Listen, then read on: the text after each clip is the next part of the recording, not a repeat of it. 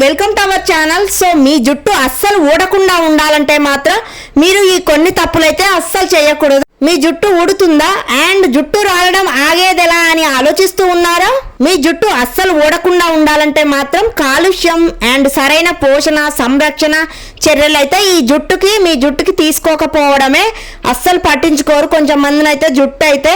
So మంచిగా హెల్దీగా hair care చేసుకోవాలి, అప్పుడే మన జుట్టు చాలా హెల్దీగా ఉంటుంది. జన్యుపరంగా కూడా కొంచెం మందికి ఊడుతుంది జుట్టు అయితే. ఇలా ఏ కారణాలతోనైనా కూడా కొందరిలో అయితే జుట్టు అదే పనిగా బాగా ఊడుతూ ఉంది. మరి దీన్ని తగ్గించుకోవడం ఎలా అని చాలా మంది ఆలోచిస్తూ ఉంటారు. షాంపూ తీసుకుంటే మీ జుట్టుకు తగిన రకాన్ని మంచిది ఎంపిక చేసుకోవాలి. దీంతో తలస్నానం చేసిన ప్రతిసారి నురగా పూర్తిగా తొలగిపోయేలాగా బాగా తలస్నానం అయితే చేయాలి. దీన్ని ఎక్కువగా వాడడం వల్ల కూడా షాంపూ అయితే ఎక్కువగా వాడితే ఇంకా కెమికల్స్ ఎక్కువగా ఉంటాయి కాబట్టి మన జుట్టు జిడ్డుగా ఉన్నట్లయితే వారంలో 2-3 సార్లు తలస్నానం చేసి హెల్దీగా ఉంచుకోవాలి. మనం ఏ షాంపూ అయినా కూడా కెమికల్స్ ఉన్నవి ఎక్కువగా వాడడం వల్ల ఇంకా మాడ అనేది పొడిబారి ఎంట్రుకలు రావడం మొదలవుతుందండి. ఒకవేళ మీ జుట్టు జిడ్డుగా ఉన్నట్లయితే వారంలో 3-4 సార్లు షాంపూతో మంచిగా క్లీన్గా యూస్ చేసుకోండి. హెడ్ బాత్ అయితే రసాయనాలు తక్కువగా ఉండే షాంపూని అయితే చూసుకోండి. జుట్టు మరింత పొడిబారే ప్రమాదం ఉంటుంది అప్పుడైతే.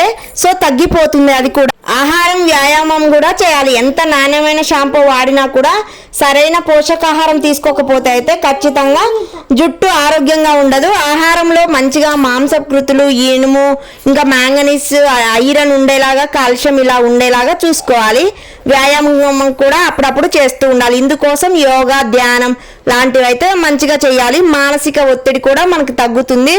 మానసిక ఒత్తిడితో పాటు శారీరకం కూడా ఆరోగ్యంతో పాటు ఎంట్రుకలు చక్కగా పెరిగేలా పనిచేస్తాయి. ఇంకా చాలా మంది బ్యూటిషియన్ ఇంకా హెయిర్ సెలూన్కి అయితే వెళ్తారు. అమ్మాయిలు అయితే చాలా వరకు అక్కడ తగ్గించండి.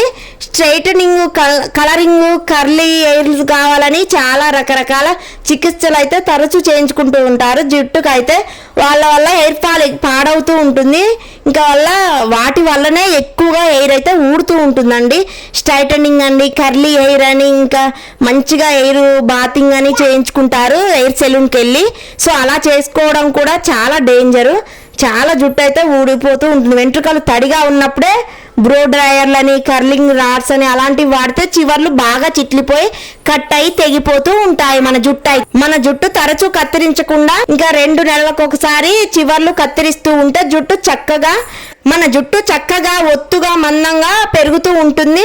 ఇంకా పోషకాల విషయానికి వస్తే మాత్రం ఇంకా మన జుట్టు కొబ్బరి నూనెతో తలకు పట్టించడం వల్ల ఇంకా రక్త ప్రసరణ జరిగి మంచిగా హెల్దీగా పెరుగుతుంది. మన జుట్టు అయితే కుదుళ్ళు గట్టిపడి ఇంకా ఒత్తుగా పెరిగితే ఛాన్స్ ఉంటుంది. సో ఖచ్చితంగా మసాజ్ చేసుకోండి. ఆయిల్ తోటి అయితే మంచిగా రిలాక్సేషన్గా రిలీఫ్గా ఉంటుంది.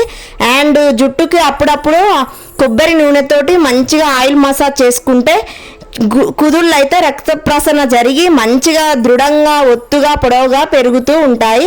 ఎలాంటి ఇచ్చింగ్ ఇంకా బాగా ఎయిర్ ఫాల్ జరగడం కూడా అస్సలు జరగదు. కొబ్బరి నూనెతో ఒక 20 మినిట్స్ వరకు మంచిగా ఎయిర్ మసాజ్ చేసుకుంటే మాత్రం ఖచ్చితంగా ఇంకా అలా చేసుకున్న తర్వాత ఒక 2-3 గంటలు ఉంచిన తర్వాత తలస్నానం చేయండి. హెల్దీగా ఉంటుంది మన జుట్టు అయితే ఖచ్చితంగా.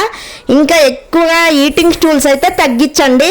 ఎక్కువగా స్ట్రైటనింగ్ అని తొందరగా ఆరాలని జుట్టునైతే ఇంకా టవల్తో కాకుండా ఇంకా ఈటింగ్ టూల్స్తో యూజ్ చేస్తారు. హెయిర్ డ్రైయర్స్ కూడా వాడుతూ ఉంటారు. అలాంటివి కూడా చాలా వరకు తగ్గించండి.